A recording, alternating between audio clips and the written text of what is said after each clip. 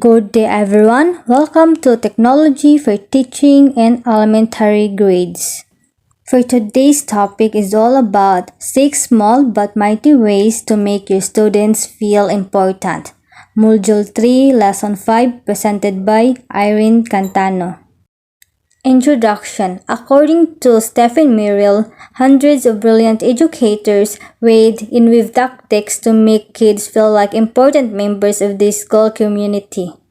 First, setting priorities, the prevailing wisdom seems to converge in the same fundamental insight. Don't sweat the small stuff. It means not to worry or isn't worth getting upset about minor things. Separate the wheat from the chaff. It means select what is useful or viable and reject what is useless or worthless. Don't make mountains out of molehills. It means you make a small problem seem to be a much bigger problem. Second, it's the little things that make all the difference to students and variations on this completing advice, from emphasizing small to highlighting students' accomplishments, small or large. Educators should move or do an action on classroom that translated into big steps forward to kids. And last, 6 more super smart insight from experienced teachers about how to make students feel important in the notes that follows. So let's proceed to the next slide. So here, 6 small but mighty ways to make your students feel important. First, listen, talk, shout it out. Second, check and follow up. Third, dig deeper. Fourth, be responsive. Fifth, democratize. And 6, know when to fold aim. Okay, let's discuss about listen, talk, shout it out. Listening is very important and its many variants. We've heard it from educators 1,000 times. Observing even the simplest rules of social etiquette pays big dividends in school. The word lesson and its many variants appeared in the trade more than 75 times. Example phrases like just listen to students or really spend time listening to them. In that way, it sounded like by turns encouraging. Listening to kids is a whole body experience. It includes nod your head, listening with both your eyes, or giving it a try with your whole self. Educators shouldn't push if students aren't comfortable with it. If the student is not comfortable, then know how to stop. Know how to limit yourselves and give time to the students to open himself or himself accordingly. Educators should know when the student is willing and not comfortable to talk.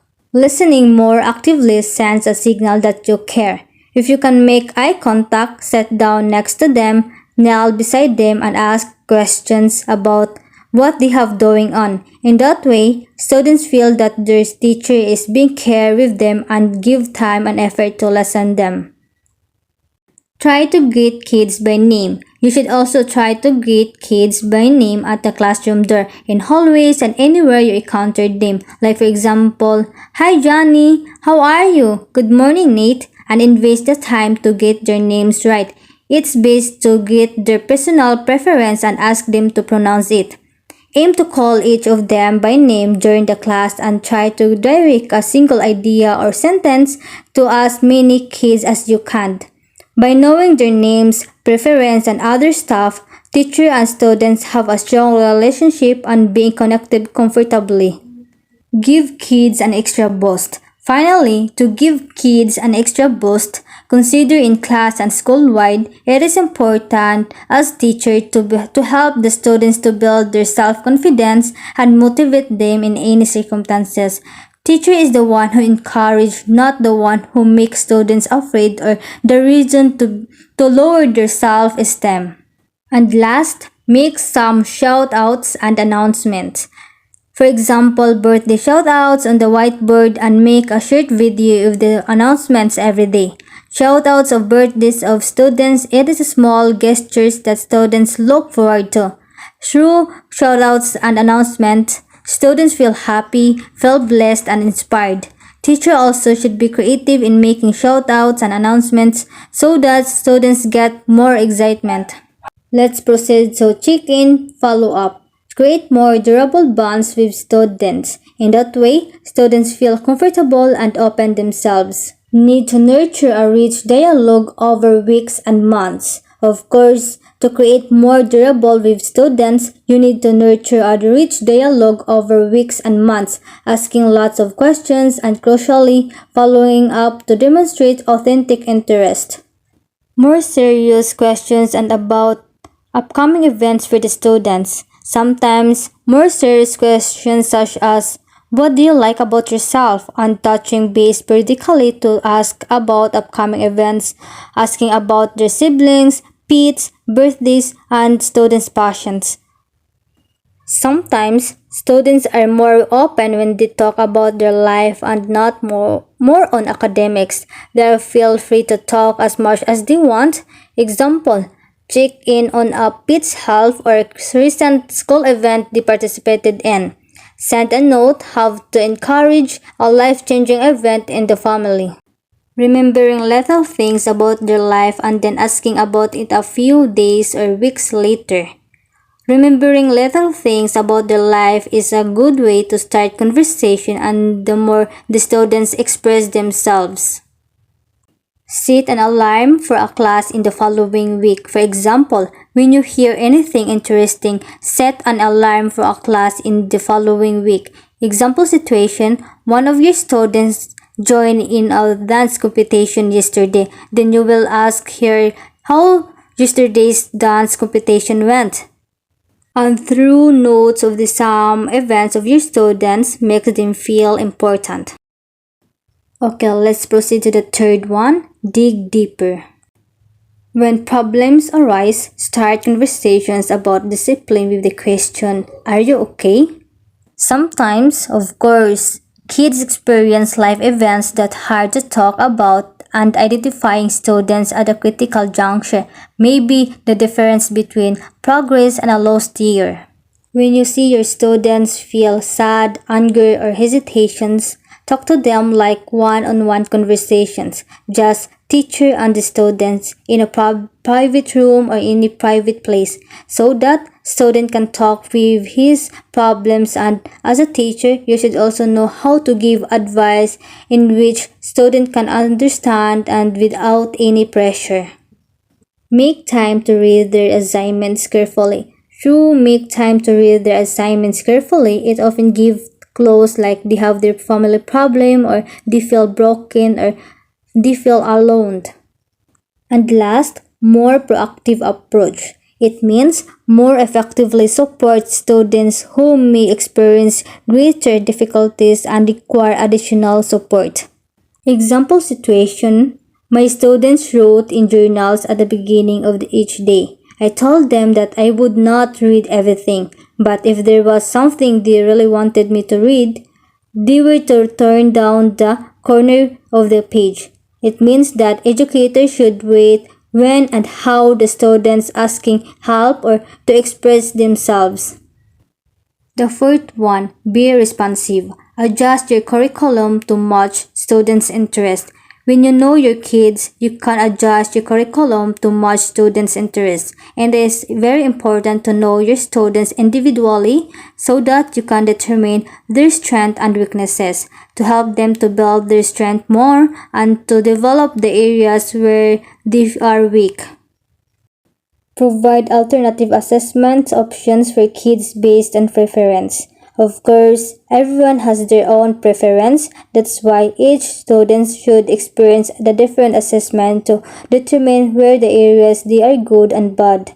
As educator, you should be creative in providing assessment that no one should left behind and preference should based on for everyone. Do a better job differentiating at the individual level. You should have group activity and individual task. Teachers should know how to do a better job differentiating at the individual level, since not everyone has a common level. It always have differences, and teachers should be creative, resourceful, and have an equal treatment despite the differences of the individual. Have a 2-minute convo with each kid regularly. Ask them how are things going in their lives. what challenges are they facing. It should have separate conversation from the academics so that students feel relaxed without any pressure.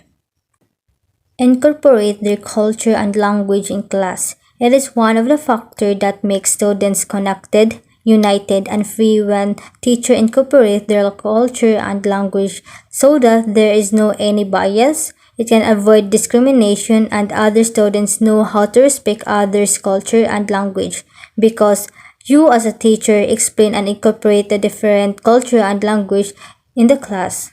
Try surveys to gather students' concern more systematically. It is more on doing surveys and asking feedbacks. Through conducting surveys, teacher would know what are the things needed to improve, to change, and to implement based from suggestion of each student. Turning social insights into a tool to build and mold your lessons and classroom environment around student interest. Educators reinforce a culture of safety and inclusivity where students see themselves represented. The fifth one is democratize. Communicate respect to students and humanize classrooms. Like any institutions, school can inadvertently reinforce artificial or arbitrary power structures, leading to environments that feel sterile, uninviting, or even hostile. And adjustment in perspective can communicate respect to students and humanize classrooms. Treat them like a real people. Treat them like a real people, including talk to them like humans, and treat them as a person first and then student second. When educators treat the student as a person and treat them in a respect with no judgment and discrimination, educator is a role model in giving democracy. That's why it is important to treat your students with limitation and no cruelty treatment, no violence, and no bullying. Dynamic should work both ways, teacher and student. Students need permission to access teachers as a person, and simple gestures like saying you're sorry or sharing personal stories as appropriate can make a real life difference. Sharing mistakes, dumb decisions, failures, and explain how that all lead where you are now, like having a real life story in which students may feel inspired by your life story and motivate them in schooling. Meanwhile, opening classrooms to student input and giving them meaningful rules signals that kids are valued co-owners of the learning space. Educators insist this. This is true across grade levels.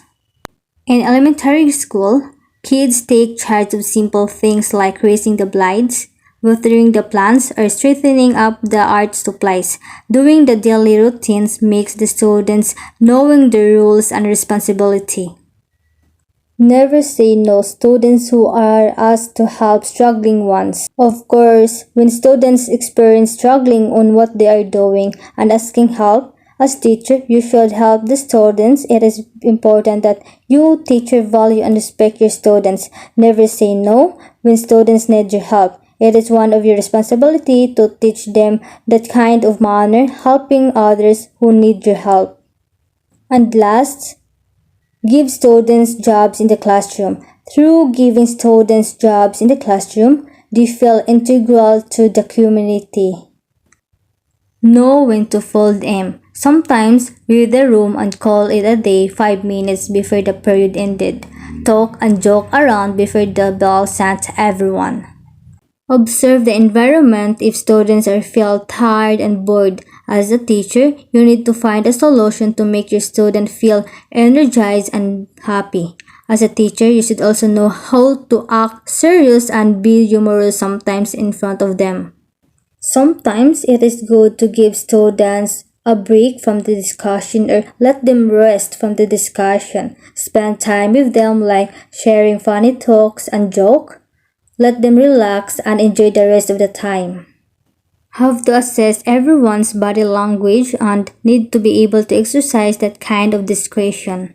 Teachers know how to communicate students through body language like knowing the facial expressions, body gesture or posture, eye movement, touch, and the use of space, and need to be able to exercise that kind of discretion within reasons without second guessing from the student or other teachers or the administrations. Conclusion: building relationships with students is by far the most important thing a teacher can do. Without a solid foundation and relationships built on trust and respect, no quality learning will happen. By Timothy Halton. Relationships between students and passionate teachers will always be the foundation of successful classrooms. By Kyla Delzer. And yeah, that is the end of my discussion. Thank you for listening, and if you have any questions, just comment so that I will be answered your questions, and don't forget to like this video. Again, thank you for listening, and keep safe everyone.